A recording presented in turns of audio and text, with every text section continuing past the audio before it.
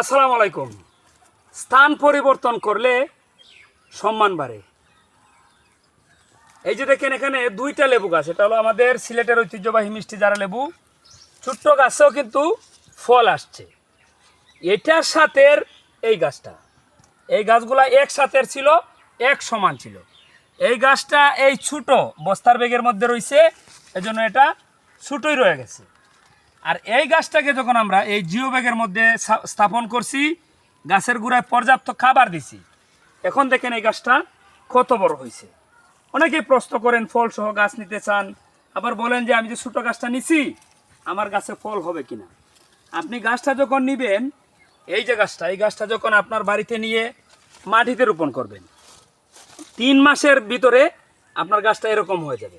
তখন আপনার গাছটা ফল ধারণ ক্ষমতা যখন তার হবে, অবশ্যই আপনার কাছে ফল আসবে। তার কারণ হলো এই গাছগুলো 100% কলমের চারা।